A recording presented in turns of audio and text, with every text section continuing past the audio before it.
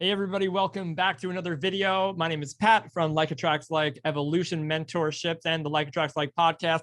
I want to take a second today to talk to you about a question that I get often, and it's a question that I've asked myself almost always on my journey up until recently, and that is, how do I control my thoughts? How, with all of these things going on, how do I control this? I need to control it because it's ruining a lot of the aspects of my life that I want to get under control. So how do I control my thoughts? Today, I'm going to uncover some awareness as to how you can understand that you're not supposed to try to control your thoughts, that actually trying to control your thoughts is your thoughts' way of keeping you engaged with them. And the more you are engaged with these things that you think you need to control, you'll start to see what needs to be done. Stick around, we're diving in deep when we come back.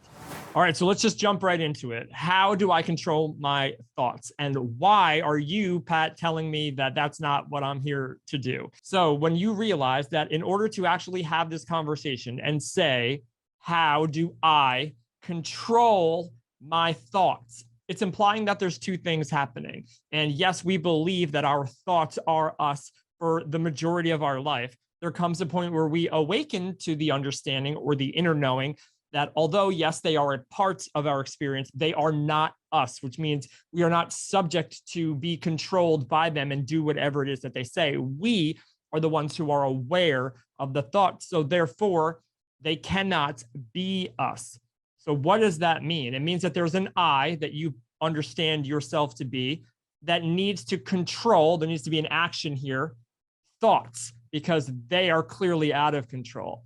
So when you understand that the idea of controlling a thought shows that you believe it has more power than you.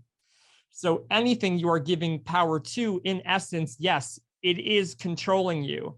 And if you believe the illusion that you are not more powerful than these things, you will believe that you need to do something to get them under control. Otherwise, you will remain powerless to them. So how do we fix this? What do we do? You realize that the thoughts, although they have been hiding as you for a very, very long time, again, they are not you.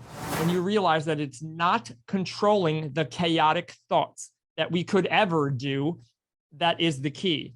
But it's realizing who you truly are. This I that was tricked into thinking it needs to control anything. The I we are speaking of, not the egoic I that exists in the thoughts, but the actual I, the present awareness, the stillness of you that is observing this entire thing, that I does not need to control anything. It is simply awareness. It's who you truly are. So what we need to do is realize that there is an identity shift here that needs to happen. The more you identify with the chaotic nature of thoughts, you will continuously live on a roller coaster ride, subject to whatever thought arises, and then whatever emotion you have attached to that thought as being you or that you believe. The more you attach to the awareness of this process and the awareness of who you are, that simple, natural state that we all are, the more you identify your sense of self with that awareness, what you will notice happen is you'll be able to be aware of chaotic thoughts, the ones you previously thought you needed to control. You'll be aware of those thoughts, but you'll remain still and at peace because you're no longer identified with the thoughts themselves as being you. You're aware of who you truly are, the awareness of the process. And in that way, you can release the control and let go of needing to control these thoughts, which are not here to be controlled.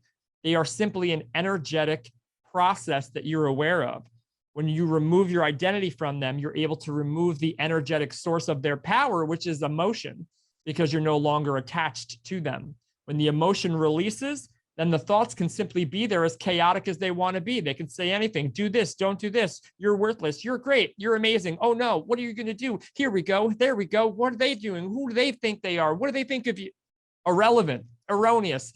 It will not matter because you will no longer have a sense of identity attached to the thought process.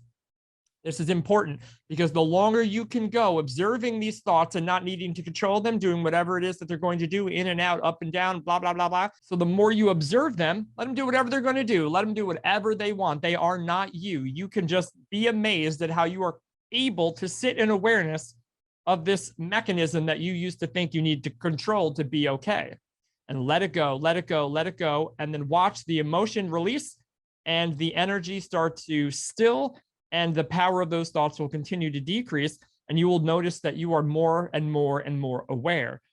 When this voice of the ego, which is fear and identification and labels and scarcity and lack, when this voice calms itself because it no longer has or can be controlled by you, this is no longer a thought process that you're looking to entertain, you will actually be able to hear the voice of you, your true inner guidance system, the voice of your higher self. It does not matter what you label it, but whatever that is, it doesn't shout at you. It doesn't need to be controlled, and it doesn't fight for your attention.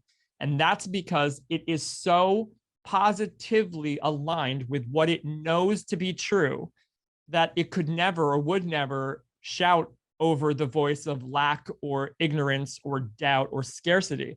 It's simply waiting for us to realize who we truly are, which is awareness, so that this voice can calm itself down because it realizes that it can no longer manipulate you. And then with the release of that control and letting go, the energy settles, and you can finally listen to the voice that will tell you what the next thing to do is. It'll just tell you what the next thing to do is, because it knows that once you do that thing, it will also tell you what the next thing to do after that is, and the next thing to do after that, and that. And you will be able to, and this is what they talk about, trust the process, because you're no longer identified with a chaotic mind that you think you need to control in order for your external reality to change. Your external reality will change when this voice of limitation and lack is not the thing that you majorly pay attention to, and the voice of the calm inner sense of knowing who you truly are, when that is what you give your attention to, your reality will shift almost instantly. And that is what I wish for each and every single one of you. I'm grateful for all of you that take the time to watch these. If it's something that you're interested in, this human potential, mindfulness, meditative, spiritual, conscious evolution, consider following me for more. Have an amazing day, a wonderful night, and I'll see you guys next time.